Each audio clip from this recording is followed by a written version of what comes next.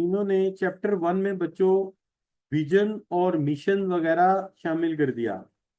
Vision और mission जो होते हैं बच्चों, ये आम तौर पे होते हैं, विजन हो गया, मिशन हो गया, ये होते हैं स्ट्रेटेजिक डिसीजन। क्या होते हैं बच्चों?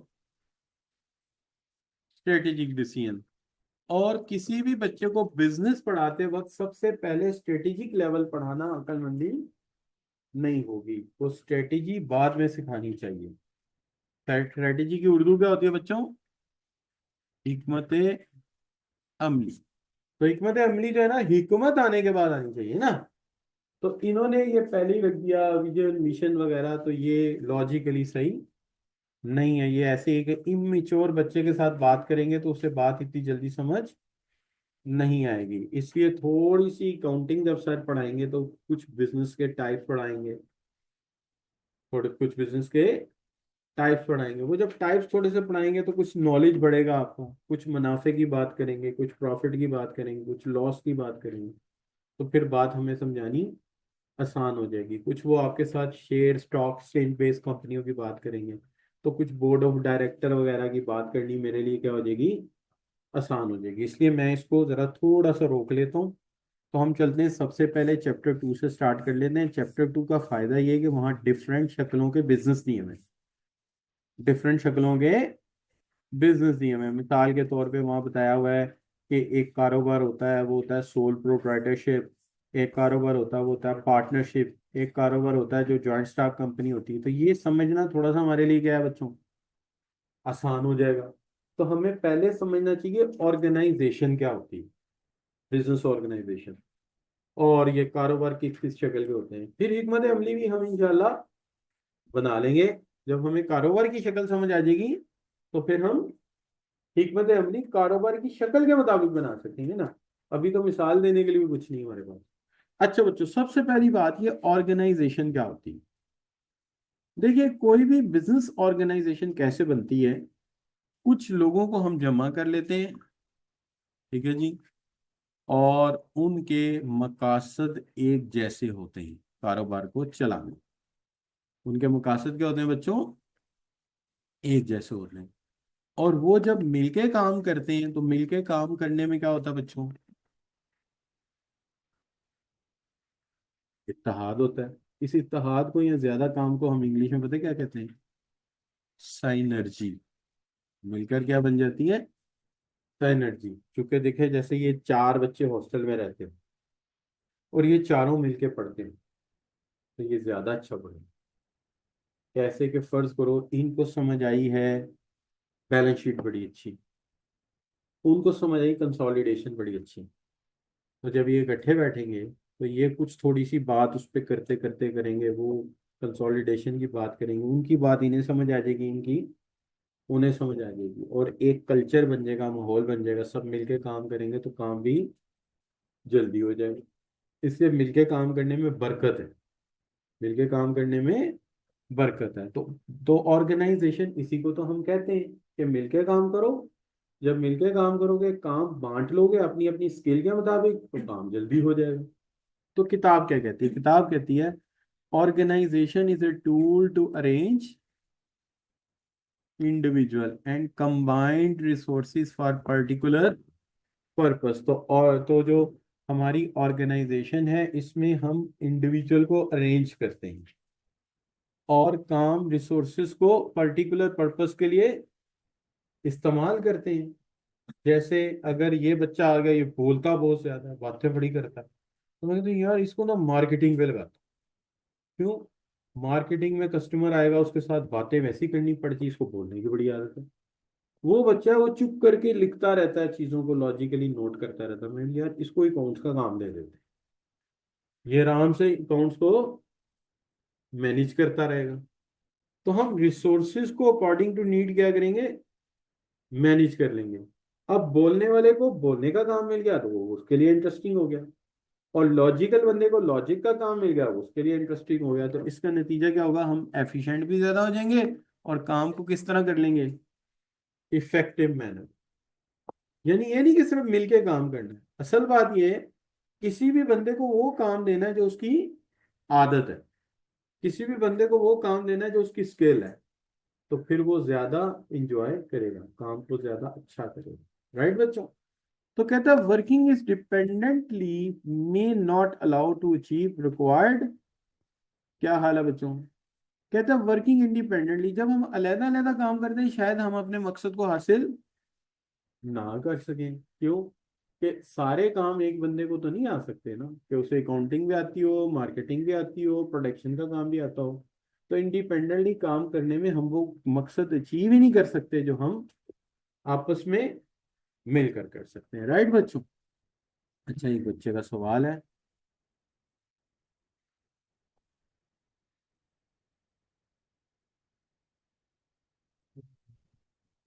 हाँ, ये बड़ा हम सवाल है कि प्रिपरेशन कैसे करनी है और पेपर कैसे आना है।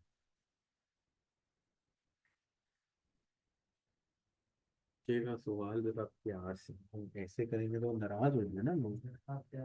अच्छा, प्यास। अच्छा बेटा, ऐसा है कि इसमें 50 क्वेश्चन आएंगे एमसीक्यू स्टाइल, और उसमें से आधे ठीक हो गए तो हम पास हो जाएंगे। ठीक है? तो इसकी तैयारी जो है, ये देखो किस तरह के सवाल होंगे। ऐसे सवाल होंगे एमसीक्यूज पे, जिसमें 4 ऑप्शन होंगे, कोई सा एक ऑप्शन जो सही है वो आप टिक कर देंगे। राइट? अच्छा, और ये कंप्यूटर पे होगा तो टिक नहीं करेंगे, बल्कि रेडियो बटन लगा होगा, आप माउस के साथ ऑप्शन को क्लिक कर देंगे। राइट? अच्छा, तो अगर आधे सवाल ठीक हो गए तो आप पास हो जाएंगे। अब सवाल ये है कि इसकी तैयारी कैसे की जाए। देखिए, इस पेपर में आपको लिखने के लिए कुछ भी नहीं दिया जाएगा। लिखने के लिए कुछ भी नहीं दिया जाएगा। 50 सवाल होंगे, कंप्यूटर पर आपने माउस की मदद से सॉल्व करने हैं, और क्या करना है आपने, और 2 घंटे आप पास होंगे। ठीक है? अच्छा, प्रॉब्लम क्या होगी पेपर में, वोलाटिलिटी। एक सवाल पहले चैप्टर से है तो अगला सवाल आखिरी से है, उससे अगला दरमियान में से कहीं से आया हुआ है। तो ये पहचानना कि टॉपिक किसके मतलब ये बात कर रहा है, ये मेन चीज होती है। राइट बच्चों? बाकी हम जैसे जैसे प्रैक्टिस करेंगे आपको बताते जाएंगे। अब एक पेपर है, फर्ज करो उसमें लिखने की जरूरत नहीं पड़ेगी, तो सवाल ये है कि उसके नोट्स कैसे बनाए जाएंगे। तो नोट्स बनाने का एक तरीका तो ये है कि जैसे मैं अंडरलाइन करता जा रहा हूं और साथ साथ थोड़ा थोड़ा लिखता जा रहा हूं, तो ये बड़ा अच्छा तरीका है। क्या? साथ साथ आप लिखते जाएं। अच्छा बच्चों, तो साथ साथ आप क्या करेंगे, लिखते जाएंगे। सही है जी? और कुछ बच्चे बहुत ही अच्छे नोट्स बनाते हैं, और वो इस यहाँ पे अच्छे नोट्स होते हैं कि जैसे एक चैप्टर फर्ज करो 15-20 पेज का है, तो 5 पेज पे उसे पॉइंट सिर्फ नोट कर ले।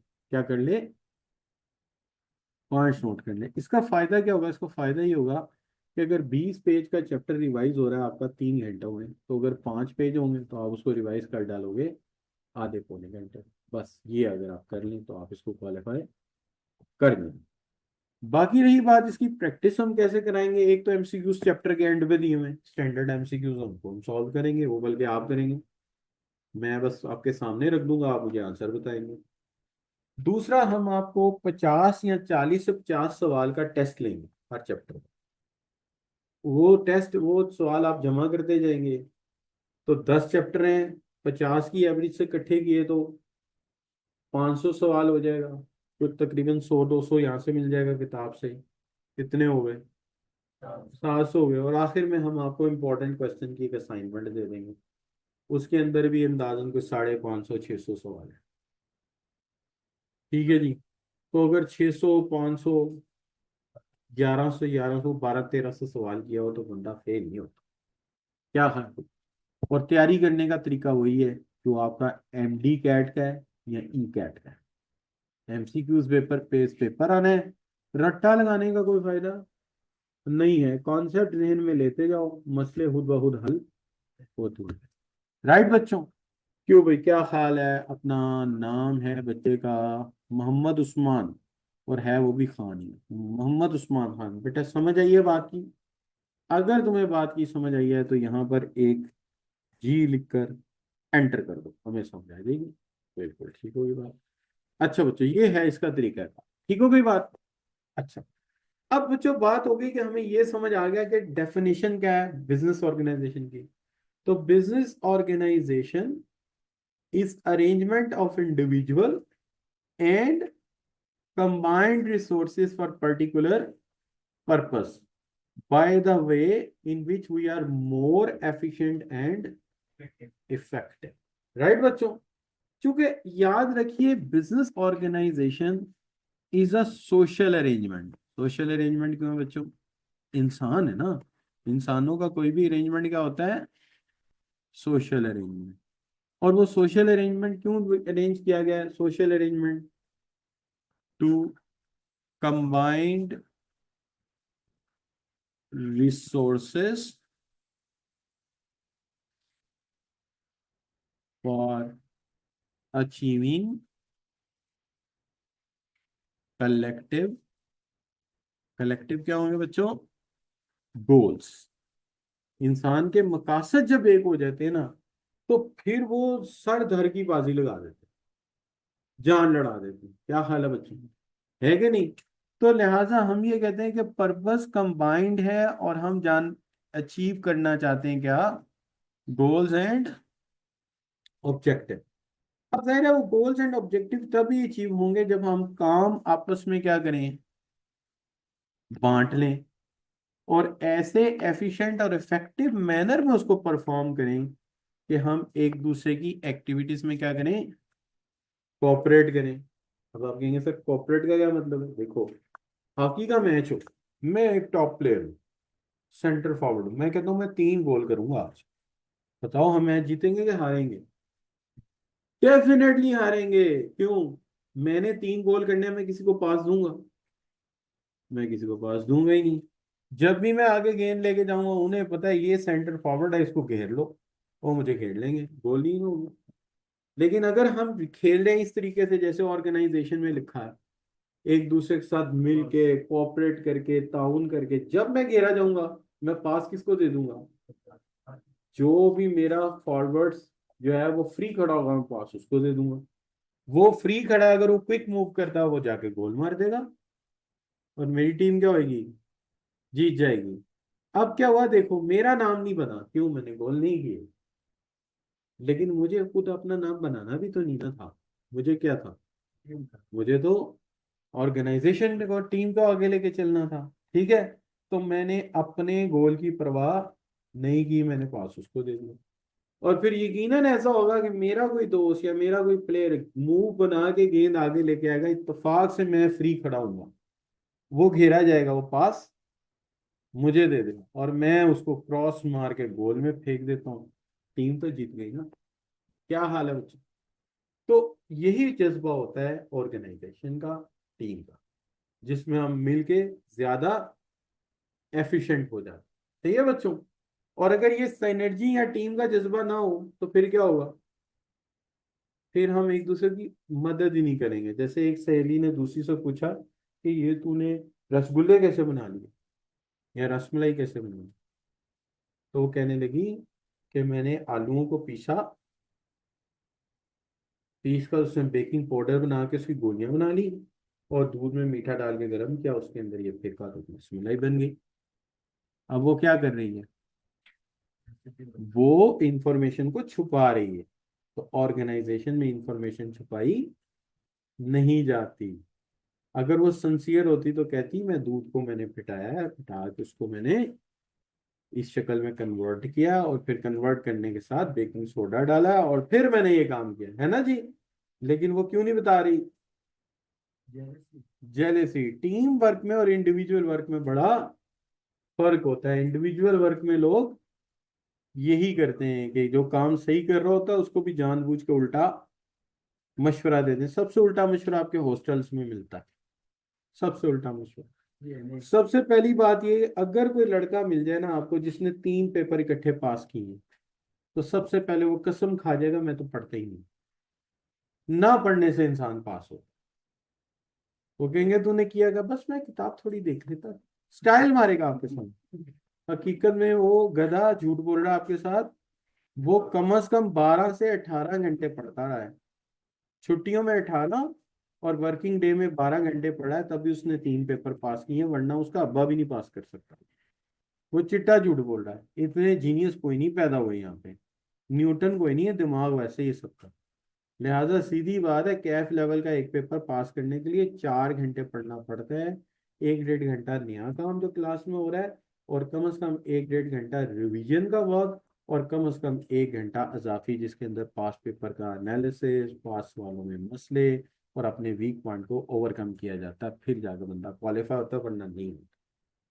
तो ये झूठ बोलने वाले वहां सबसे ज्यादा बैठे होते हैं, क्योंकि उन्होंने कभी भी आपके साथ ऑर्गेनाइजेशन थोड़ी है वो, वहां तो लोग बैठे ही इसलिए हैं। बल्कि कुछ लोगों ने तो जानबूझ के क्या करते हैं, म्यूजिक लगा के पढ़ते हैं, ताकि दूसरों को ये हो कि ये म्यूजिक सुन रहा है, लेकिन खुद वो म्यूजिक में पढ़ते रहे। ये बड़े यूज टू होते हैं ऐसे। लिहाजा ध्यान रखना चाहिए इन चीजों में कि कहीं गलत काम ना करा दे। अच्छा बच्चों, टाइप्स ऑफ बिजनेस ऑर्गेनाइजेशन कहता है, टाइप्स ऑफ बिजनेस ऑर्गेनाइजेशन मुख्तलिफ तरह की होती है। एक होता है अकेला बंदा जो कारोबार चलाता है, अकेला बंदा कारोबार चलाए तो इसे क्या कहते हैं बच्चों? और कभी कभी ऐसा होता है कि दोस्त एक दूसरे पे एतबार करके कारोबार शुरू कर देते हैं, इसको क्या कहते हैं? बात समझ आती है? जब एक दूसरे पे एतबार करके दोस्त कारोबार करें तो क्या बनेगी? पार्टनरशिप। और जब एक बंदा अकेला कारोबार चला रहा है तो क्या कहेंगे? Sole proprietorship. और बच्चों, ये जो शेयर वाली कंपनी होती है जिसके शेयर्स बिके होते हैं, इसको क्या कहते हैं हम? कॉरपोरेशन या लिमिटेड लायबिलिटी कंपनी। अब कौन कौन सा मैंने पढ़ाया? एक अकेला बंदा कारोबार चला रहा है, चंद दोस्त मिलकर कारोबार कर रहे हैं। ठीक है जी, ये पुरानी शक्ल है, सदियों से चलती आ रही है। लेकिन एक ऐसी मशीन जिसका एक मालिक नहीं है, पूरी आवाम ही उसकी मालिक है, बड़ा ग्रुप, शेयर्स बिके हुए स्टॉक एक्सचेंज में, उसको क्या कहेंगे? कॉरपोरेशन। इसकी तफसील अभी आगे आएगी, इसकी तफसील अभी आगे आएगी, फिर हमें आसानी से समझ आ जाएगी। अभी हमें सोल प्रोप्राइटरशिप, पार्टनरशिप समझ आए, कॉरपोरेशन शायद समझ ना आए। बस यूं समझ लो कि एक कंपनी है जैसे नेस्ले की मशीन है, और उसकी मालिक पूरे आधी आधी आबादी लाहौर की उसकी मालिक है, हर एक ने थोड़ा थोड़ा हिस्सा डाला, उसको हम कहते हैं शेयर्स, उसको हम कहते हैं कॉरपोरेशन और लिमिटेड लायबिलिटी कंपनी। अच्छा बच्चों, अब यहाँ कहता है कि entity type of organization has feature that distinguish one from the other, यानी कि एक से दूसरी को डिस्टिंग्विश करती है। सबसे पहले जो चीज डिस्टिंग्विश करती है वो है पर्पस। क्यों? कि बाज ऑर्गेनाइजेशन का मकसद होता है मुनाफा बनाना। बाज ऑर्गेनाइजेशन का मकसद क्या होता है? बनाना। और बाज ऑर्गेनाइजेशन का मकसद होता है अवाम की खिदमत करना। ठीक है जी, पब्लिक सेक्टर कह देते हैं उसको। जैसे आप मुझे बताइए, एक ही तरह की ऑर्गेनाइजेशन में भी ये फर्क आ सकता है। मिसाल के तौर पे डॉक्टर्स हॉस्पिटल क्या है? हेल्थ का मामला है, लेकिन उसका मालिक कौन है, गवर्नमेंट या प्राइवेट? डॉक्टर्स हॉस्पिटल क्या है? प्राइवेट है। सीएफई क्या है? प्राइवेट है। किस मकसद के लिए बने हैं? मुनाफा बनाने के लिए। हाँ यार, आप कमाल कर रहे हो। हम एजुकेशन दे इसलिए कि हमने क्या कमाने हैं? पैसे। सीधी बात है, प्राइवेट इदारा है, ये तो हमें हमारा झकाना है, तुम लोग उसमें आ जाते हो। हमने तो आपको कैसे कहा? यही कह रहे हैं ना, आप लोगों को पास कराएंगे और वैसे आएंगे, यही मकसद है, और क्या है? और वरना अगर हमें मुनाफे का लालच ना होता तो हम दरसे कुरान दे रहे होते तुम लोगों को। सीधी बात है, मौलाना बशीर वसीम आपको हदीस की तालीम दे रहे होते। क्या खैर ख्याल है बच्चों? अल्लाह माफ करे, यहाँ तो ऐसी कोई नीयत है ही नहीं। यहाँ पे तो सीधी नीयत है, प्रॉफिट, सीधी बात। ठीक है जी। लेकिन पंजाब यूनिवर्सिटी क्या है? वो पब्लिक, वो गवर्नमेंट है, वो इसलिए खुली है कि गरीबों को तालीम दी जा सके, ताकि जिनके पास पैसे नहीं है, बहुत थोड़ी होती है, नॉमिनल। वो यार कुछ भी नहीं है, गवर्नमेंट फीस तो कुछ नहीं होती, क्या कर रहे हो? अगर आप सही मेरिट पे आए हो तो मेरा ख्याल है, मेरा भतीजा ये कर रहा है, साथ बीएससी अकाउंटिंग एंड फाइनेंस कर रहा है, टोटल खर्चा जो आया हमारा 1.5 लाख। 26,000 रुपये एक सेमेस्टर की फीस है यार। डिपार्टमेंट वाले 70 प्लस है। 26 किसकी? उसका फिर एफएससी कर ओ यार 70,000 कुछ भी नहीं है, 3.5 लाख रुपए फीस है कंप्यूटर साइंस की बाहर। पहले 5-6 लाख। तो कहाँ पे? अभी बच्चा पढ़ रहा है यार, मैं अपने हाथ से पैसे, जो मेरे 3 बच्चे हेली कॉलेज में पढ़ रहे हैं, 2 भतीजे एक बेटी मेरी, तीनों की फीस मैं देता हूँ। तीनों की फीस 26 एक की है, 38 एक की है, 26 दूसरे की है। 1 लाख से ऊपर कभी नहीं गई तीनों। 3 बच्चों की। आप मुझे प्राइवेट में पढ़ा के दिखा दो कोई बीएस प्रोग्राम यूएमटी में 18 लाख से कम का नहीं है, नम्स में कोई भी प्रोग्राम 40 लाख से कम का नहीं है। तो यहाँ पे तो 25-26 हजार में काम हो जाता है, और पर सेमेस्टर। हाँ, तो मतलब यह है कि आप 2.5 लाख यानी 2 लाख रुपए में, 2.5 लाख रुपए में पूरा बीएस कर लिया आपने। तो पब्लिक सेक्टर में फीस जो आपको लग रही है वो तो कुछ भी नहीं है। प्राइवेट यूनिवर्सिटी में 18-18, 20-20 लाख है। और भतीजा माशाल्लाह मेरा एक पेपर और देगा ना सीए का, साथ सीए इंटर भी हो जाएगा, उसका साथ उसका बीएस भी हो जाएगा, दोनों हो जाएंगे इंशाल्लाह। अच्छा बच्चों, साथ जॉब भी मिल गई है उसको, तो जॉब भी कर रहा है साथ। शाम को वो करता है, कॉल सेंटर है उसकी, पेरोल बनाता है, अकाउंटेंट पेरोल का काम मिला है उसको। वहां से भी 60-70 हजार मिल जाता है उसको। काम भी करता है साथ, ये भी करता है। हमारी सारी फैमिली ऐसी है, बस मजदूरी करते हैं साथ काम करते हैं साथ पढ़ते हैं। हम खुद भी ऐसे ही पढ़ते हैं। हाँ, अगर काम नहीं करेंगे पैसा कहाँ से आएगा यार, सीधी बात। मैं तो मेरे हाल मैट्रिक के बाद से काम कर रहा हूँ, साथ पढ़ रहा हूँ। अच्छा बच्चों चलिए, एनीवे हम बात क्या करें बच्चों, मेक आप प्रॉफिट, प्रॉफिट बनाएंगे कौन से? प्राइवेट इदारे। तो डॉक्टर्स हॉस्पिटल प्राइवेट है, तो आप जाके देखेंगे हॉस्पिटल का सिस्टम ही प्राइवेट है। वहां जाएंगे जनाब, टाइल शाइल बड़ी लगी हुई है, ग्रेनाइट लगा हुआ है जनाब सीढ़ियों में। और वहां जाते ही कोई पेशेंट बीमार हो, हल्का सा भी बीमार हो, उसे कहेंगे 15 टेस्ट ये वाले पहले कराओ। वो टेस्टों पे 1.5-2 लाख रुपए उड़ जाए। क्या हाल है बच्चों? और दूसरी तरफ गवर्नमेंट के इदारे हैं, हॉस्पिटल सर्विसेज जिना, ठीक है जी।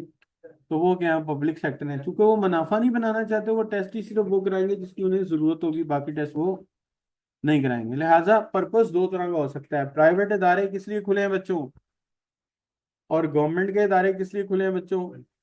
अच्छा, गवर्नमेंट के इदारों का नाम क्या है, क्या कहते हैं ओवरऑल? शाबाश, पब्लिक सेक्टर। गवर्नमेंट के इदारों का नाम क्या है?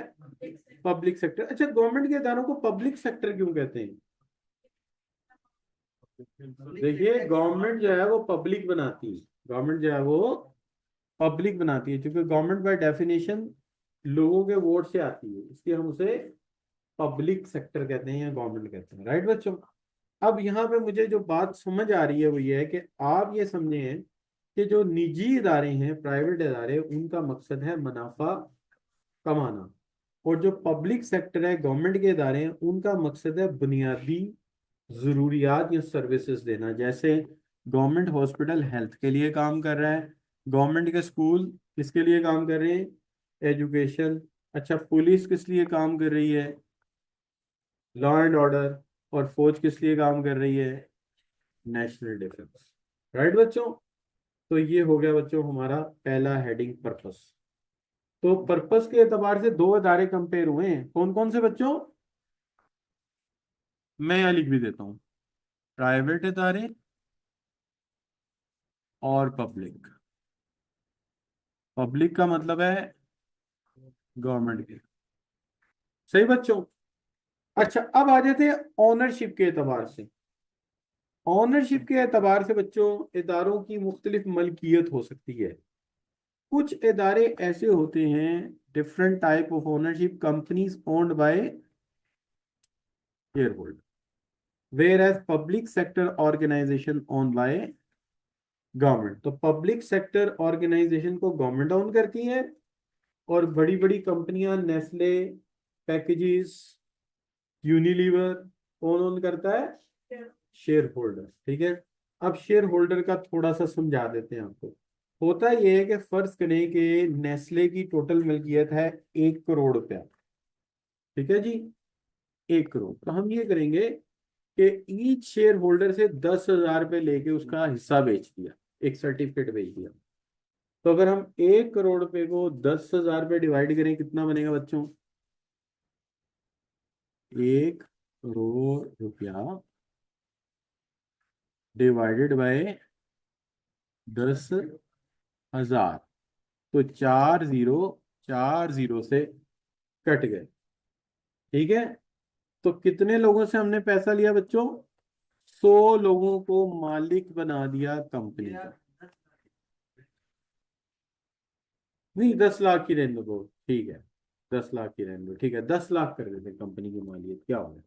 तो 10 लाख रुपए कंपनी की मालियत है, और 10,000 रुपए ईच बंदे ने हिस्सा डाला है। तो इसके कितने मालिक बन गए? 100 मालिक। इसलिए हम इसको कोऑपरेटिव कॉपरेशन कह देते हैं, सॉरी कॉपरेशन कह देते हैं, या हम इसे क्या कह देते हैं बच्चों? Public limited company. क्योंकि 100 बंदे हो गए तो पब्लिक हो गई ना, तो इसलिए हम इसको पब्लिक लिमिटेड कंपनी कह देते हैं। ठीक है, अच्छा, कुछ बात समझ आती है? आगे में जाके और तफसील बता। पार्टनर से 100 100 पार्टनर है इसका, 100 का 100 पार्टनर है, 100 का 100 इसका। पार्टनरशिप में नहीं नहीं, पार्टनरशिप होती है जब 20 तक हो तो पार्टनर, फिर पार्टनरशिप है।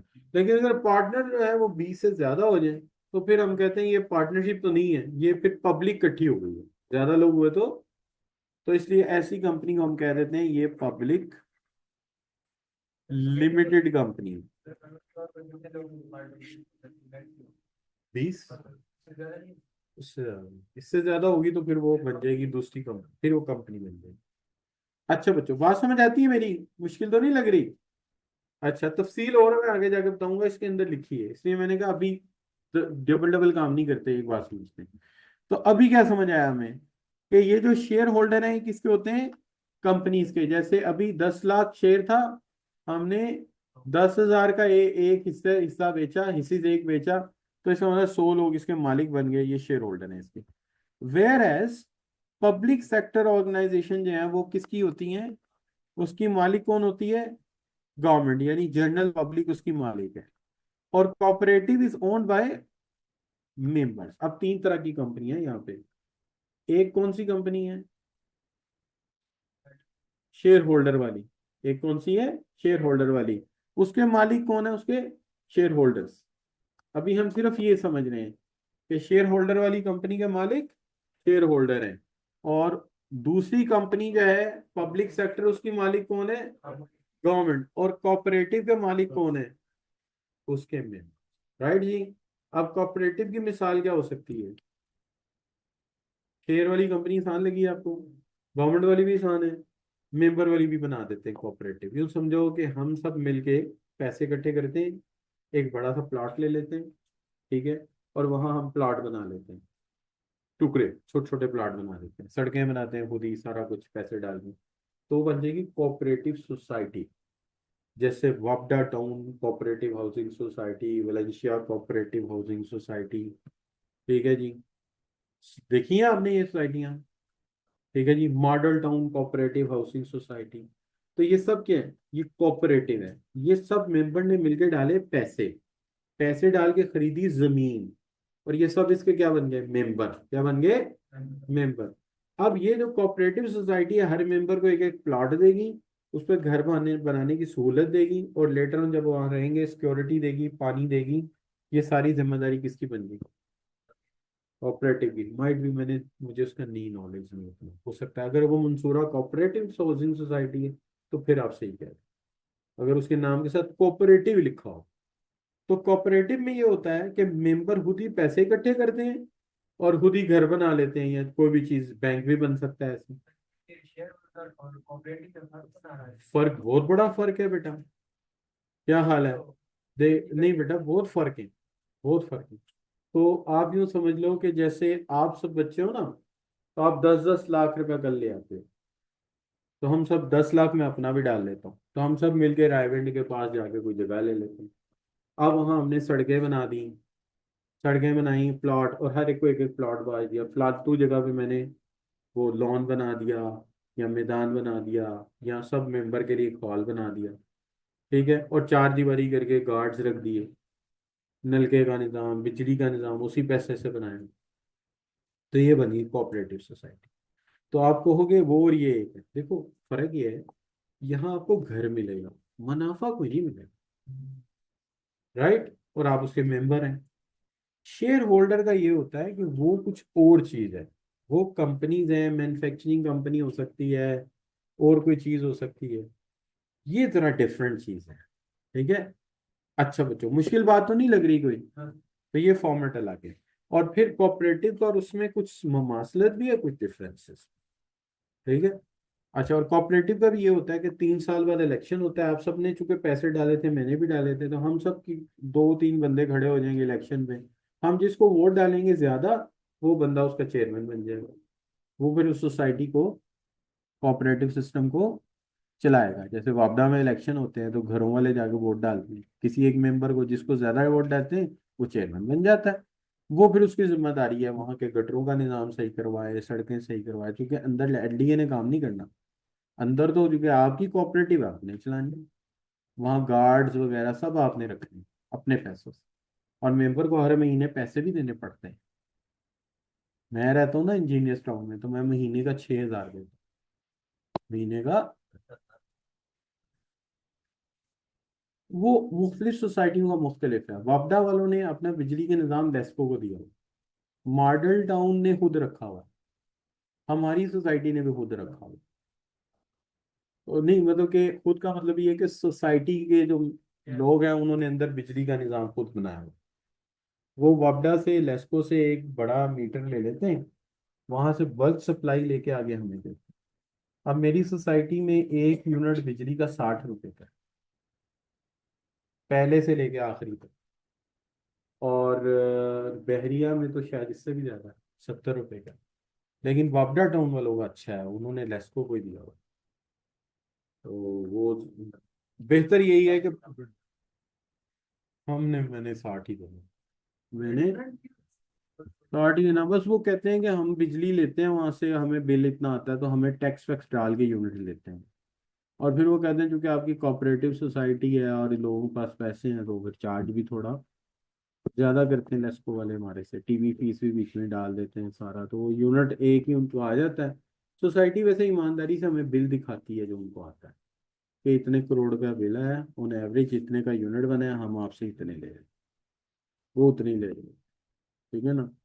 लेकिन मेरे घर में ये है कि मैं गरीब आदमी, अब गुजारा कर लेता हूँ जैसे भी होता है। हाँ सोलर लगाया हुआ है। सोलर लगाया हुआ है, एक 10K का लगा हुआ है, एक 3K का लगा हुआ है, 13 है। तो वो मेरा एक्सपोर्ट जो जाता है ना, तो वो काट के पैसे डालते हैं। जैसे पिछले महीने मुझे 100 यूनिट का बिल आया था, एक्सपोर्ट हमारी 300 यूनिट गई गई हुई थी, तो काट कूट के पता नहीं क्या करते हैं। फिर भी 6,000 सोसाइटी का ले लेते हैं, 6,000 बिजली का ले लिया उन्होंने, 12,000 जमा कराया शुरू में। तो वो कर ही लेते हैं, कुछ ना कुछ गेम करते ही रहते हैं। और वहाँ बिजली की बात करें ना लोग, तो लोग ऐसे देखते हैं जैसे यार ये की तकलीफ है, क्योंकि वहाँ अमीर अमीर लोग हैं, वो हम गरीबों के बारे में सोचते ही नहीं। तो हमारे जो ज्यादातर घर हैं वो 2 कनाल के हैं ना, तो 2 कनाल वाले हमें लिफ्ट भी नहीं कराते, हमारा है कनाल साइड पे गरीबों का। तो गरीब सारे साइड पे और अमीर सारे सेंटर में, ऐसा निजाम बनाया हुआ उन्होंने। और अगर हम कुछ कह दें कि ये चीज महंगी है, तो सारे ऐसे देखेंगे, तो फिर ऐसे आया क्यों, ऐसे देखेंगे। तो फिर हम नहीं करते हैं, गुजारा कर लेते हैं, क्यों ना यार। ऐसे एरिया निकल जाए ना, मतलब और एरिया कोई करने हमारे साइड निकल। अब कहाँ जाए यार, तुझे पता है टीचर जिंदगी में, टीचर की जिंदगी में मुश्किल से एक शादी और एक घर बनता है बस। दूसरा ऑप्शन इस बेचारे के पास होता ही नहीं, बाकी फील्ड में है, हमारी ऐसे फील्ड आपके में दोस्त हैं क्या क्या की नहीं दोस्त के साथ है। 4-4 घर बनाए हुए हैं, वो मालिक हैं कॉलेज। सर एक दोस्त बता नहीं रहे नीट का नहीं करनी आप चौथ में ओ भाई वो टीचर नहीं है, वो इलेक्ट्रिशियन है। हाँ, इम्पोर्ट का काम करता है कुवैत में। तो इसलिए उसके पास पैसे ज्यादा हैं, हमारे बेचारों का कहाँ घर बनते हैं, हमारे तो बड़ी मुश्किल से बना आ गई। ये भी पता नहीं कहाँ कहाँ से पैसे इकट्ठे करके बनाया। ये तो हमें पता है, जिन दिनों मैंने घर बनाना था, पहले प्लाट लेना था, तो वीकेंड पे फैसलाबाद जाके सैटरडे संडे लेक्चर देता, वहां से पैसे इकट्ठे किए। तो 5-4-12 घंटे में पढ़ाता था हफ्ते को, कोई 5-6 को घंटे पढ़ाता था संडे को। फिर आते हुए गिफ्ट गुजरावाला में एक लेक्चर देना 3 घंटे का, फिर इस तरह करके तो पैसे इकट्ठे नहीं है। टीचर की लाइफ बच्चों बहुत मुश्किल लाइफ है। अच्छा बच्चों, हाँ बहुत है यार, तुम्हें क्या पता महीने बाद हमारे इससे क्या आता। अच्छा बच्चों, एनीवे चलो अब चुप कर जाओ। पर्पस क्या है जी? देखो, प्राइवेट कंपनी हो सकती है और पब्लिक। प्राइवेट का मकसद मुनाफा कमाना, पब्लिक का मतलब सर्विसेज देना। और ओनरशिप कितनी कितनी टाइप की पढ़ाई मैंने? एक कंपनी मैंने बनाई बच्चों, कौन सी वाली? शेयर्स वाली, ठीक है ना। तो इसका नाम मैं रखता हूं कंपनी। इसका नाम मैंने क्या रख दिया? कंपनी। तो कंपनी के मालिक कौन होते हैं? Share holder. दूसरी कौन सी मैंने रख दी? Public sector. पब्लिक सेक्टर का कौन मालिक है? गवर्नमेंट, ठीक है जी। अच्छा, और आखिरी क्या बच्चों? कोऑपरेटिव। कोऑपरेटिव के मेंबर को मालिक सॉरी कौन है? मेंबर्स, राइट बच्चों। अच्छा, अब फंडिंग की बात कर लेते हैं। फंडिंग कैसे होगी? बताओ जी, ये बताओ कि एक स्टॉक मार्केट की कंपनी है, उसको फंड्स कहाँ से आएंगे? स्टॉक मार्केट कंपनी, ये वाली कंपनी है, इसको पैसे कहाँ से आएंगे? पता है क्या कहता है? कहता है लॉन्ग टर्म में जो मुनाफा कमाएगी उसी को क्या करेगी? मुनाफे को रीइन्वेस्ट कर लेगी। दूसरा क्या करेगी? और पैसों की जरूरत हुई तो क्या करेगी? न्यू शेयर्स खरीदेगी। और पैसों की जरूरत पड़ेगी तो क्या करेगी? बारो कर लेगी। इसका मतलब है कि ये जो आपने कंपनी कही है, इसके पास 3 सोर्सेज हैं पैसों के। अपना प्रॉफिट दोबारा इन्वेस्ट कर सकती है, शेयर्स बेच सकती है, और बच्चों क्या कर सकती है? लोन ले सकती है। सही होगी बात बच्चों? अच्छा, चैरिटी है, खैराती इदारा है। खैराती इदारे को पैसा कहाँ से आता है? गवर्नमेंट भी देती है और डोनर्स भी देते हैं। अब बताओ, जो ईदी ट्रस्ट है, इसको पैसे कौन कौन देता होगा? गवर्नमेंट ने भी कुछ देते होंगे, और कुछ लोग अपनी ज़कात खैरात वगैरह भी उसको देते हैं। राइट बच्चों? अच्छा, अब बात आ गई पब्लिक सेक्टर ऑर्गेनाइजेशन। तो पब्लिक सेक्टर ऑर्गेनाइज पैसे कौन देता होगा? उसको तो सिर्फ किसने देने हैं? गवर्नमेंट ने। हॉस्पिटल को जितना पैसा आएगा कहाँ से आएगा? गवर्नमेंट देगी, ठीक है। और अगर कोई शालीमार हॉस्पिटल है, एनजीओ चला रही है, खैराती इदारा है, कहाँ से आएंगे? कुछ अमीर लोग अपनी ज़कात दे जाएंगे और कुछ गवर्नमेंट दे देगी। ऐसे ही बच्चों, हर दरबार की तरह ऐसे ही है। शौकत खानम भी ऐसे ही चल रहा है। शौकत खानम को पैसे कहाँ से आते हैं? कुछ गवर्नमेंट देती है और कुछ कहाँ से आते हैं? आप देखते नहीं, हर साल रमजान के मौके पे वो पब्लिकेशन करते हैं ज़कात वगैरह के लिए। ठीक है ना बच्चों? जी बच्चों, गवर्नमेंट देती है, जगह ही गवर्नमेंट ने दी हुई है। जगह भी गवर्नमेंट ने दी हुई है, सारी चीजें उन्होंने दी हुई हैं उनको। शुरू में तो वहीं से ली थी उन्होंने। ठीक है ना। अब हो सकता है गवर्नमेंट उनके खिलाफ हो, ना देती हो, लेकिन बहरहाल जो फिक्स है वो तो देनी पड़ेगी। वो कैसे रोक सकते हैं आप? ठीक है ना। उसमें पर्सनल लाइकिंग डिसलाइकिंग का मसला नहीं, वो तो कैंसर के पेशेंट्स का मसला है ना, वो मरीजों का मसला। अच्छा बच्चों, आगे आगे किस चीज की? अली हमजा की बात सुन ली, क्या कह रहा है अली हमजा बेटा? बताना क्या कहना चाह रहे हो। शेयर्स इंक्रीज करने से कंपनी को कोई इफेक्ट होता है? बेटा ये पूरी तफसील आगे जाके आएगी कि ज्यादा शेयर बेचने का नतीजा क्या होगा। ये चैप्टर नंबर 4 में दिया हुआ। बल्कि पूरा चैप्टर ही इस चीज पे है, जो आपका सवाल है इस पे पूरा एक चैप्टर आएगा आगे, तो वहां जाके सॉल्व कर लेंगे। अभी करेंगे मजा ही नहीं आएगा।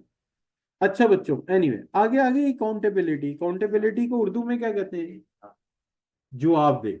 आप किसके सामने जवाब दें? आपके अब्बू कहते हैं you are accountable in front of me, इसका मतलब क्या है? आप मेरे सामने जवाब दो। इसी तरह यहाँ पे सवाल पैदा होता है कौन किसके सामने जवाब दे। तो कहते हैं कि जो management of organisation is accountable to owners. क्या मतलब? वो जो कंपनी नहीं थी जिसके शेयर होल्डर हैं, वो कंपनी किसके सामने जवाब दे? शेयर होल्डर के सामने जवाब दे। राइट बच्चों? तो डायरेक्टर ऑफ कंपनी अकाउंटेबल है किसके सामने? Share holder. इसके लिए बकायदा वो एक मीटिंग बुलाते हैं, उसमें सारे शेयर होल्डर को इकट्ठा बुलाते हैं, उसको हम कहते हैं एजीएम, एनुअल जनरल मीटिंग सबको बुलाते हैं और उस दिन अपना पूरा बजट और अपनी प्रोग्रेस रिपोर्ट उनके वो सामने प्रेजेंट करते हैं और उनके एतराजात के जवाब देते हैं। ठीक है ना बच्चों? तो उसको हम एजीएम कहते हैं। अच्छा, main reason why companies produce annual report, इसीलिए कंपनियों को क्या बनानी पड़ती है? एनुअल रिपोर्ट और अकाउंट्स, ताकि मालिकान को मुतमीन कर सकें कि हम जो काम कर रहे हैं ईमानदारी से कर रहे हैं और हमारा काम ट्रू एंड फेयर। राइट बच्चों? तो अब सबसे पहली बात क्या है जी, कि पर्पस के एतबार से देखा जाए तो कंपनी प्राइवेट हो सकती है और पब्लिक। प्राइवेट के की मालिक गवर्नमेंट है, और सॉरी पब्लिक की मालिक गवर्नमेंट है, और प्राइवेट वो है जो गवर्नमेंट मालिक नहीं है, आम आवाम में से इकट्ठे लोग भी हो सकते हैं, एक भी हो सकता है।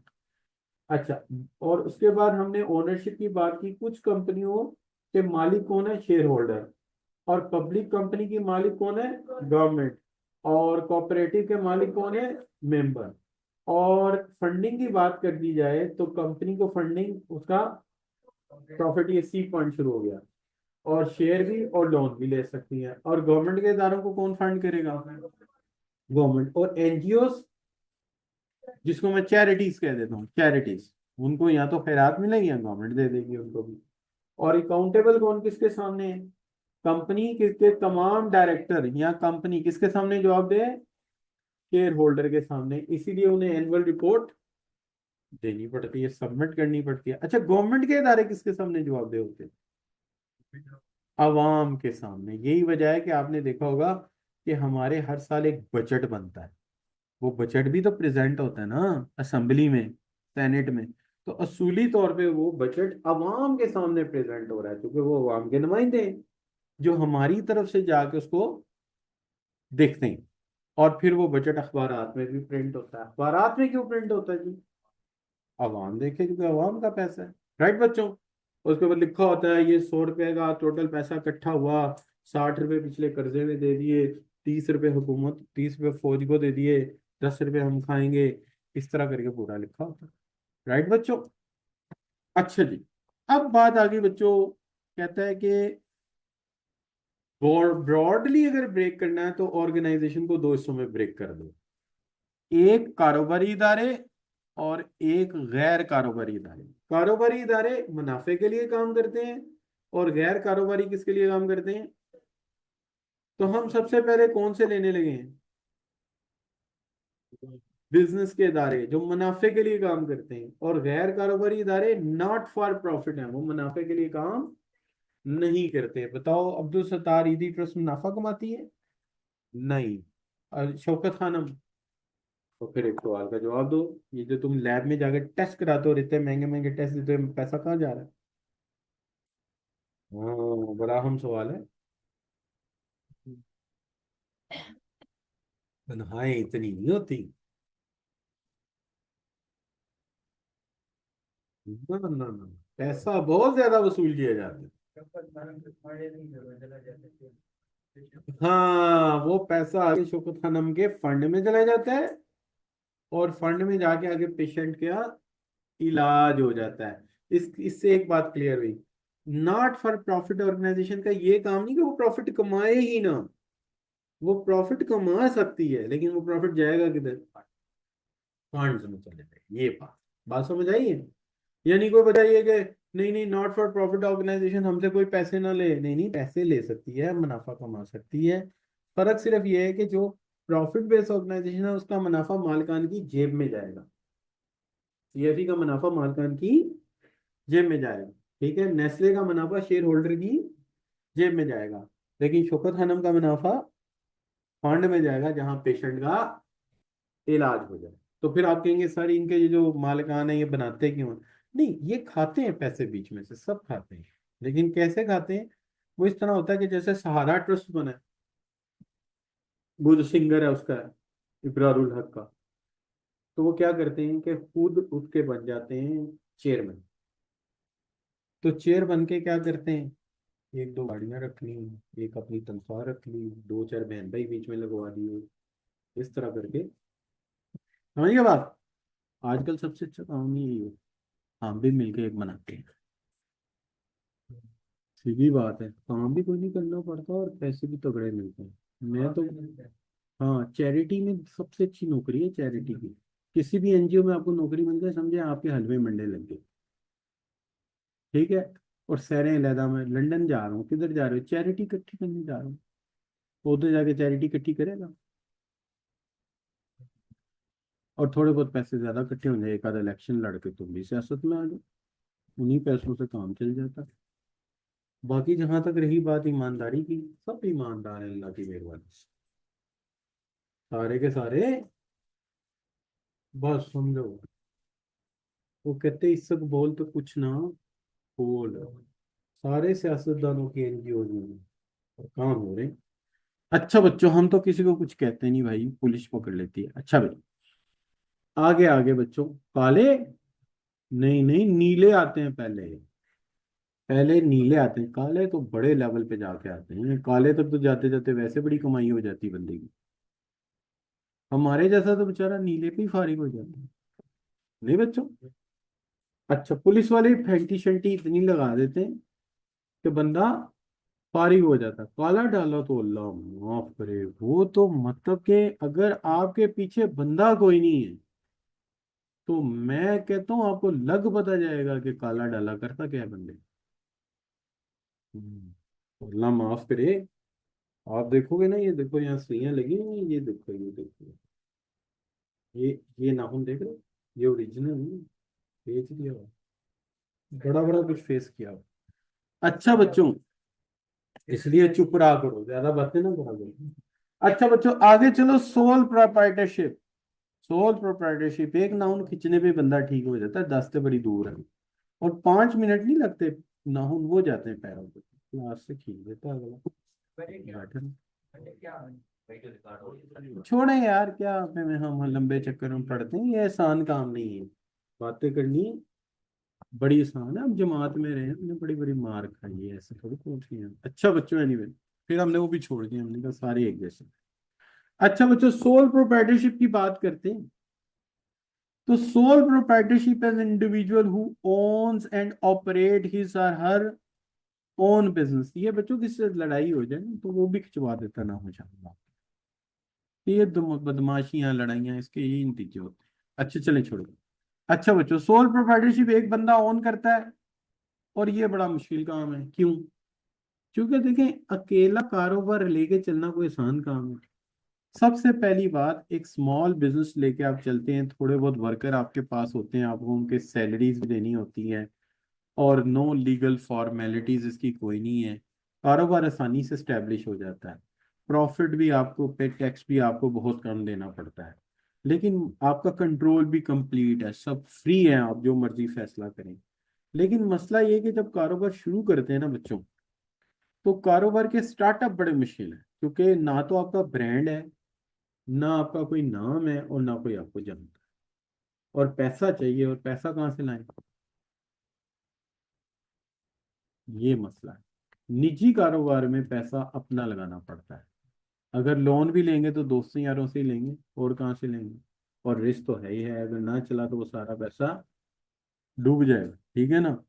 तो ये जो कोविड आया, इसमें 6 मिलियन डूब गया अपने शूज के कारोबार में, लेडीज सैंडल और शूज। 6 मिलियन, 60 लाख रुपए।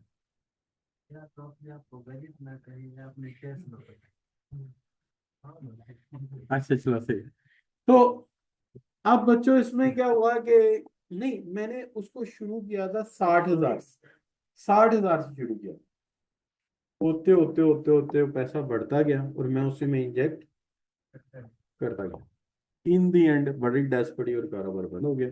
अच्छा बच्चों, तो सोल प्रोप्राइटरशिप में कारोबार कौन कौन से होते हैं? लोकल रेस्टोरेंट खोल सकते हो, ठीक है जी, छोटी सी बिल्डिंग ले ली, रेस्टोरेंट बना लिया। और क्या हो सकता है बच्चों? कोई लोकल फर्म बना सकते हो, कोई बार्बर शॉप खोल सकते हो, लॉन्ड्री सर्विस ऑफर कर सकते हो, लोकल क्लोथिंग स्टोर खोल सकते हो। ये छोटे छोटे कारोबार आप कर सकते हैं, छोटा सा प्रिंटिंग प्रेस लगा सकते हैं। जी, अगर आपको कारोबार आता हो तो, ठीक है। मिसाल के तौर पे आप यूँ समझो कि कुछ कारोबार ऐसे हैं देखने बड़े आसान है, जैसे ग्रोसरी स्टोर है, it's very simple business, but when you run it, it's got a very difficult business because छुट्टी कोई नहीं, छुट्टी कोई नहीं। दूसरी बात, अगर आपने कोई स्टॉक ऐसा ले लिया जो बिका नहीं, तो आपके पैसे स्टक हो गए। अब आपको ये पता होना चाहिए मेरा रनिंग स्टॉक क्या है। तो इट्स अ डिफिकल्ट गेम, ये इतनी आसान गेम नहीं होती। कहना बहुत आसान है, but when you do it आपको पता लगेगा ये आज छोटे छोटा कारोबार है। फिलोसफी क्या है, चीजें ला के रखी हैं, लोग जो मांगेंगे वो हम उन्हें दे देंगे, लेकिन बैकअप फिलोसफी क्या है कि किस चीज पे कितनी इन्वेस्टमेंट करनी है और कौन सा प्रोडक्ट रखना है जिसमें पे बैक तुम्हें ज्यादा मिले लेकिन कस्टमर सेटिस्फेक्शन भी हो। तो ये काफी लंबी गेम है। अच्छा बच्चों, तो फुल रिस्पॉन्सिबिलिटी आपकी, पूरी पूरी जिम्मेदारी है। अगर कारोबार ना चला, जितने पैसे जिसके देने हैं आपको तो वो देने ही पड़ेंगे ना। क्या ख्याल है? इसको कहते हैं क्या, अनलिमिटेड लायबिलिटी। क्या कहेंगे बच्चों? लायबिलिटी। तो आपकी ग्रेटर रिस्पॉन्सिबिलिटी, आपको ये सारा कुछ देखना पड़ेगा। ठीक है जी। और बाकी ये है कि एम्प्लॉयज से कम्युनिकेशन करना, उनको मोटिवेट करना, ये काफ़ी स्ट्रॉन्ग काम है। जैसे वो, मैं कल एक सॉफ्टवेयर हाउस में बैठा था, सॉरी सैटरडे वाले दिन, I was in software house, हम एक क्यूए कर रहे थे एक सॉफ्टवेयर का। तो वहाँ पे ये है कि जो छोटा सॉफ्टवेयर हाउस है, तो वहाँ पे मालिक खाना भी पकवाता है, प्रोग्रामर के साथ बैठ के खाना भी खाता है, उनको मोटिवेट भी करता है। क्यों? बिकॉज छोटे कारोबार में आपको एम्प्लॉयज को किसी तरह से रखना पड़ता है, कि रिस्पॉन्सिबिलिटी और सक्सेस बेस करती है उनके ऊपर। ठीक है जी। तो वो कंप्लीटली compete करते हैं, काम करते हैं, ताकि फर्म को ये सारी बातें जो है मुकम्मल करके दी जा सके। ठीक है जी। और इस कारोबार में आपका प्रायर एक्सपीरियंस होना मार्केट का बहुत ज़रूरी है। अगर आप उस एक्सपीरियंस को नहीं समझते तो फिर आपके लिए वो कारोबार चलाना बड़ा मुश्किल हो जाएगा। तो बिजनेस को रन करना इन इट सेल्फ जो है एक बहुत टेक्निकल काम है, तो आप उसको कैसे लेके चलते, राइट बच्चों? अच्छा, अब देखिए इसमें एडवांटेजेस क्या है। ये कम पैसों में चल जाता है, कम पैसों में चल जाता है। छोटा बिजनेस चलाने के लिए 1 मिलियन काफी है। 10 लाख में भी कारोबार स्टेब्लिश हो सकता है, it's not a big deal. तो छोटा कारोबार आप 10 लाख रुपए में कर लेंगे, तो ज्यादा पैसों की जरूरत नहीं है। आपने अगर वहां पे कोई एडवर्टीजमेंट भी करनी, तो ज्यादा ज्यादा किस में कर देंगे? लोकल न्यूज़पेपर में। अब तो सोशल मीडिया आ गया, क्या हाल है? इसके ऊपर कोई ज्यादा लीगल एंटिटी है नहीं, कि आपको सेपरेट लीगल एंटिटी है नहीं जैसे कोऑपरेटिव होता है, वो मसला तो है ही नहीं आपको, ना कोई रजिस्ट्रेशन करानी है आपने। और बच्चों इसके अंदर जो कमाएंगे वो आपका है। ये क्या है? इसके अंदर क्या होगी? सीक्रेसी। एक निजी कारोबार का मुनाफा और इसकी स्टेटमेंट या रिपोर्ट, किसी फाइनेंशियल रिपोर्ट किसी को डिस्क्लोज करने की जरूरत नहीं होती। बताओ छोटे कारोबार का टैक्स कैसे जमा होता है? वो तो लग गया, लेकिन रिटर्न कैसे जमा होती है उसकी? छोटे कारोबार की रिटर्न जमा ही नहीं होती। छोटे कारोबार की रिटर्न ये होती है कि जो उसका मालिक होता है, उसकी रिटर्न के अंदर ही उसका सारी रिटर्न चली जाती है। यानी कि फर्ज करो कि एक छोटी ग्रोसरी स्टोर है, उसके मालिक है हामिद साहब। स्टोर का नाम जो भी है, तो हामिद साहब की जो फाइनेंशियल स्टेटमेंट होगी या टैक्स रिटर्न होगी, उसके अंदर ही उसके ग्रोसरी स्टोर का पूरा हिसाब जाएगा, क्या कमाया क्या किया। राइट जी। उसका अपना कोई टैक्स लाइबिलिटी नहीं है। वो जब आएंगे वो हामिद साहब पकड़ेंगे, हाँ जी तुम स्टोर भी खोले थे, उतो भी कमाया। स्टोर की कोई जिम्मेदारी नहीं। राइट बच्चों? अच्छा, अब इसका डिस्ट्रीब्यूशन ऑफ प्रॉफिट किसी के साथ शेयर करना है आपने? बताओ, मुनाफा किसी के साथ शेयर करना है आपने? इसका मुनाफा भी किसी के साथ हमने शेयर नहीं करना। ये मुनाफा आपका है। अब देखिए कितने फायदे हैं।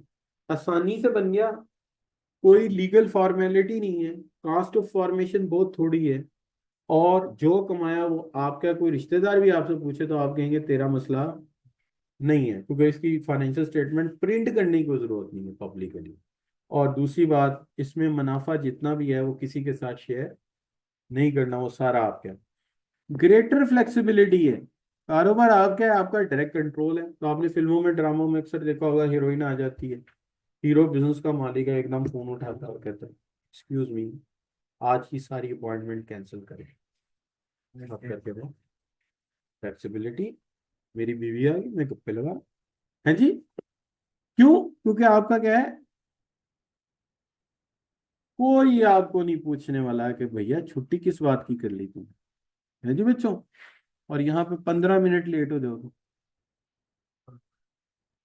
तनख्वाह नहीं काटते, एक फोन करते हैं और बच्चे टके टके की बातें करते हैं। सही बात। अच्छा बच्चों, तो ये ऑनर क्विकली रिस्पॉन्स करता है बच्चों, कोई भी चेंज आ जाए। ऑनर क्यों? क्योंकि ग्रेटर फ्लेक्सिबिलिटी है। जो कस्टमर कहता है फौरन हाजिर है। क्या हाल है बच्चों?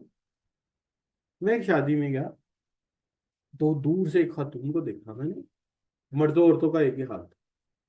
तो बच्चों उसका गला पीछे से ऐसे वी कटा हुआ यू करके। मैंने कहा, ये क्या किया हुआ इसने? फिर मुझे याद आया, मैंने कहा हाँ ये टेलर के पास गई होगी, वो टेलर सोल प्रोप्राइटरशिप है, उसको इसने कहा होगा गला पीछे से यूं काट दो, फिर कैंची रखी हो काट दो। जो कस्टमर कहते जाएंगे वो करते जाएंगे। कोई कस्टमर के बाजू लगा दो, लगा रहे हैं, वो बाजू नहीं लगाने में लगाओ, कोई जरूरत ही नहीं। क्या हाल है बच्चों? जो कस्टमर कहता है करते जाते हैं। जैसे आप मोटरसाइकिल देखिए, ठीक करने वालों के पास चले जाओ, अक्सर बच्चे कहते हैं सिलेंसर उतार दो, वो उतार देते हैं। वो कहते हैं लगा दो लगा दो, बस तो पीपा वेल्डिंग करा लेते हैं साहब, अजीब सी आवाज आ रही होती है ना? क्यों? सोल प्रोप्राइटरशिप है। मर्द अपनी जगह फनकार हैं, औरतें यहाँ अपनी जगह फनकार हैं। जो कहता है वो कर देता है, वो कहता है ठीक। क्यों? ग्रेटर फ्लेक्सिबिलिटी, जो चाहो करा लो। और फिर वो पीपा वेल्डिंग करा के सिलेंसर उतार के नहर पे जाके उसको रेस फुल दे के देखते हैं उड़ती है। उड़ती है ही, कहीं लम लेट हुए होते हैं उड़ाने के चक्कर में। अच्छा बच्चों, आगे आ गया ease of government regulation. Sole proprietorship business के लिए गवर्नमेंट ने कोई रेगुलेशन नहीं बनाई, ना फेडरल ना प्रोविंशियल, यानी ना पंजाब के है ना पाकिस्तान गवर्नमेंट का कोई ज्यादा रूल नहीं है। सर्टेन नंबर ऑफ एम्प्लॉयज रखो, ठीक है जी, उनसे काम ले लो। Securities law apply, corporation issue, stock वाले मामला इसके ऊपर चलते ही नहीं है, आसानी है। और बच्चों इसका टैक्स क्या है? बहुत लो रेट ऑफ टैक्स है। जो इंडिविजुअल कारोबार करता है उसी की स्टेटमेंट में इसका टैक्स जमा हो जाए। और जिस दिन आपका दिल चाहे उस दिन आप क्या करेंगे इसको? जी, टैक्स ऐसे होता है कि जैसे मैंने कहा ना कि हामिद साहब का की ग्रोसरी स्टोर है, तो हामिद साहब की जो रिटर्न जाएगी उसमें उनकी अगर वो जॉब करते हैं, पे लग गई, साथ ही उनका स्टोर जाए, उसका मुनाफा भी उसी में ही ऐड हो गया, उसी की इनकम में जाएगा। स्टोर की कोई स्टेटमेंट नहीं, यानी बंदे के नाम से जाएगा टैक्स, बिजनेस के नाम से। क्योंकि इसे हम एंटिटी ही नहीं मानते, इसे तो हम लॉ में हम इसको एंटिटी नहीं मानते हैं, बंदे को मानते हैं। तो जो बंदा कारोबार करेगा उसी की स्टेटमेंट में जाएगा। ठीक होगा बच्चों? ईज ऑफ डिसोल्यूशन, डिसोल्यूशन का मतलब क्या है? खात्मा। जब आपका दिल चाहे आप क्या करेंगे? शाबाश बच्चों, कोई लीगल ऑब्लिगेशन नहीं है, सिर्फ पैसे दे दो जो लोगों के देने, और कारोबार खत्म। ठीक है जी। एक दफा अल्लाह बख्शे मेरे अब्बू को शौक आ गया स्टोर खोलने का। कहने लगे बेटा मैंने स्टोर खोलना है। अब्बू जी क्यों? कहते यार बैठा बैठा बोर हो जाता, ये कारोबार मुझे बड़ा अच्छा लगा है, चीजें देते रहो पैसे आते रहे। अच्छा चलो ठीक है। तो हमने क्या किया, अपना हमारा 3 मरले का घर था अंदरून शहर, उसका जो ड्राइंग रूम था वो हमने तोड़ा, बाहर लगा दिया शटल। शटल लगा के अब्बा जी ने जो कहा, हमने किसी बड़े स्टोर वाले से बात की, वो जानने वाला था, उसने लिस्ट एक दे दी, वो चीजें ला के अब्बू जी को दे दी। अलमारियां अलमुरियां मैंने खुद फिट कर दी, मजदूर आदमी था, ड्रिल मशीन पकड़ी, वहाँ बिलालगंज जाना, सेकंड हैंड अलमारियां ला के अब्बा जी को सारी मैंने लगा दी, लो अब्बू जी बोझ कर। वो ला दिया जी। अब्बू जी ने तकरीबन कोई 2-3 साल, 2 साल काम किया। पहले 6 माह तो अब्बू सुबह फजर की नमाज पढ़ के चले जाते, और रात तक अब्बू जी पता ही कोई नहीं कहाँ है। अब्बू जी दुकान पे बैठे, बेटा पढ़ो मुझे। ठीक है, पैसे आ रहे, तू देख सामान बढ़ गया। मैंने कहा "भाई, सामान तो बढ़ गया है।" ठीक है जी। 2 साल बाद ना, कोई साल गुजर गया ना, तो अब्बू को कहना, अब्बू जी दुकान यार जाता हूँ यार, थका हुआ हूँ, तो ये क्या कारोबार है ये। अच्छा 2 साल हुए ना, तो एक दिन अब्बू जी ने रात को कहा पुत्र मैं नहीं करना गुनना है, चाबी चुपते सामान ले। क्यों? यार छुट्टी कोई नहीं, 2 साल हो गए, संडे को भी बैठना पड़ता है, सैटरडे को भी बैठना पड़ता है। तुझे भी मैंने दुम्बा बनाया हुआ है, जा शालमी जा, ये ला के दे, ये ला के दे, तू उधर दौड़ता रहता है, मैं इधर दौड़ता रहता हूँ। तू अपनी नौकरी पे तवज्जो दे, उतने पैसे उधर से आने की जरूरत नहीं। फिर दुकान बंद कर दी अबू ने। फिर वो सामान जो था वो लोगों को बेच दिया कमीशन के बगैर ही। और बाद में पता चला अब्बू जी ने आटे वाले के और चावल वाले के कितने पैसे दे दिए। वो आ गया बाहर। फिर वो तनख्वाह लाता था, उनका महीना लगाया। मैं उनको 5-5 हजार दोनों को देता था। 60 हजार था एक का, एक कप चाय, बड़ी मुश्किल मुका। मैं कहा अब्बू जी ये तो आपने देखा ही नहीं, उनको पैसे देने थे। अरे पुत्र ये तो गल है, मैंने समझ ही नहीं सी आ रही। कह रहे ठीक है। ऐसे मुझे समझ नहीं आया। अच्छा वो भी हमने कर लिया। उसके बाद अब्बू हमारे का इंतकाल हो गया 2008 में। घर बेचा तो पता चला कि वो जो दुकान खोली थी उस पर टैक्स भी लगा हुआ था, वो भी अब्बू जी ने कोई नहीं दिया, वो भी जमा कराऊं। बाद में पता लगा कि कहानी है क्या। अच्छा बच्चों, अब बात वही आ गई कि इसकी लिमिट लाइबिलिटी क्या है। अनलिमिटेड लाइबिलिटी का मतलब पहले समझो। अनलिमिटेड लाइबिलिटी का मतलब यह है कि अगर नुकसान हुआ तो तुम्हें सारे पैसे देने पड़े। और अनलिमिटेड लाइबिलिटी का मतलब यह है कि अगर लीगल केस कोई कर दे ना तुम्हारे ऊपर, तो वो पैसे तुम्हें हर सूरत देने, चाहे अपना घर बेचो, चाहे अपनी गाड़ी बेचो, जो कुछ तुम्हारे पास है सब बिक जाए, अगर केस क्लियर है। अगर पैसे देने के लिए नहीं ना तुम्हारे, तो लाइबिलिटी अनलिमिटेड है, आखिरी रुपया तक तुम्हें देना। लेकिन कुछ कारोबार ऐसे होते हैं जिनके कागज के ऊपर ना इनवॉइस पे लिखा होता है लिमिटेड कंपनी, लिखा होता है। कभी देखा आपने? ऐसे लिखा होता है LIMTED, लिमिटेड। इसमें पता है क्या होता है? इसमें ये होता है कि अगर नुकसान हुआ ना, तो कंपनी की मशीनें मशीनें बेच के जितने पैसे आएंगे उतने दे देंगे, पूरे पैसे नहीं मिलेंगे तो। ठीक है। लेकिन इसकी लाइबिलिटी क्या है? वो मुझे क्यों 5 हजार महीना देना पड़ा? असूली तौर पे तो मेरा कारोबार बंद हो गया भाई, मैं क्या करूं? कारोबार जाने तुम जानो। उन्होंने पुलिस में जाकर FIR दे देनी थी कि बशीर साहब के अब्बू पैसे नहीं दे रहे, और पुलिस ने आकर मुझे पकड़ लेना। उन्होंने कहना था भाई ये तो अनलिमिटेड लाइबिलिटी है, तो हो ही नहीं सकता। या तो तुम अपने स्टोर को as a limited liability company registered कराते, नहीं कराया तो अब क्या होगा? पैसे दो, तो पैसे अनलिमिटेड है, इसलिए अपनी तनख्वाह से पैसे चुकाने पड़ गए। है जी। अच्छा बच्चों, आगे क्या आएगा? Difficulty in raising funds. जब पैसे लेने होते हैं, फंड्स लेने जाते हैं, तो सोल प्रोप्राइटरशिप को कोई कर्जा नहीं देता। कहाँ से लेना पड़ता है? बैंक से लोगे तो पर्सनल लोन लोगे, दोस्तों से मांगोगे, या फैमिली से मांगोगे। ये सबसे बड़ा मसला है। नुकसान हो गया, सारे पैसे चुकाने पड़ेंगे। और दूसरी बात क्या बच्चों? फंड्स रेज करने पड़ते हैं कारोबार के लिए, तो कोई कारोबार के लिए आपको बड़ी बड़ी कंपनियां पैसे देने नहीं आएंगी, ना ही कोई उधार माल देगा। अभी आपके लिए क्या सोचना है? या बैंक से पर्सनल लोन लो, या दोस्तों से लो, या फैमिली से लो। और एक और बात, एक बंदा कितनी कुछ स्किल ले लेगा भाई? ह्यूमन स्किल अच्छी हो सकती है तो फाइनेंशियल स्किल पुअर होगी, फाइनेंशियल स्किल अच्छी होगी तो ह्यूमन स्किल पुअर होगी। दुनिया में लोगों में सारी स्किल थोड़ी अल्लाह ने दी, जानबूझ के अल्लाह ने चीजें बांटी हैं। किसी को एक स्किल ज्यादा दी है, दूसरे को कम कर दी, उसकी जगह कोई और दे दी। इसलिए एक प्रोपराइटर हर काम नहीं कर सकता। जबकि आज के कारोबार में मैनेजमेंट भी आनी चाहिए, मार्केटिंग भी आनी चाहिए, फाइनेंस और अकाउंटिंग और बुक कीपिंग, पर्सनल मैनेजमेंट सब आना चाहिए। क्योंकि जब वर्कर रखने हैं तो वर्कर्स के साथ बातचीत, मोटिवेशन करनी कि नहीं करनी, इसको क्या कहते हैं? और हिस्सा पर्सनल मैनेजमेंट, और हिसाब किताब को क्या कहते हैं? Book keeping. ठीक है जी। और उसके हिसाब को टोटल क्या कहते हैं? अकाउंटिंग। और पैसे वगैरह अरेंज करना, फाइनेंस। और अपनी चीज को मशहूर बनाना, मार्केटिंग। और अंदर के पूरे निजाम को चलाना, मैनेजमेंट। तो ये सारी स्किल्स एक बंदे में मुश्किल से ही होती हैं। कोई एक होगी तो दूसरी नहीं होगी। इसका इसका फिर हल यही कि पार्टनरशिप ज्यादा आसान बिजनेस है। आगे क्या आएगा बच्चों? Lack of continuity. एक इंसान है यार, बोर हो गया तो क्या करोगे? जैसे हमारे अब्बा जी थक गए थे, बोर हो गए थे, अब एक इंसान है वही कारोबार चला रहा है, देखो अल्लाह ना करे बंदा बीमार भी होता है, उसकी जिंदगी में कोई सीरियस वाकया हो जाता है, कोई खानदान में फोतगी, कोई खुशी का मौका, शादी वगैरह पे जाना पड़ जाता है, तो बच्चों ये बहुत सीरियस मसला है। तो इसलिए इसमें कॉन्टिन्यूटी का चांस कम है।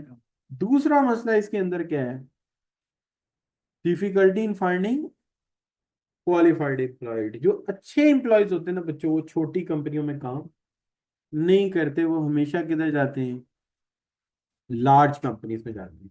देखिए ना, आप चार्टर्ड अकाउंटेंट बन गए, तो आपसे मैं पूछता हूं, अच्छा तुम नेस्ले में काम करोगे या अनवर प्लस बिरला में, तो आप क्या कहोगे? आप कहोगे मैं नेस्ले में जाऊंगा, मैंने सीए इसलिए किया कि मैं अनवर और बिरले के साथ खपता रहूं बैठ के। क्या हाल है?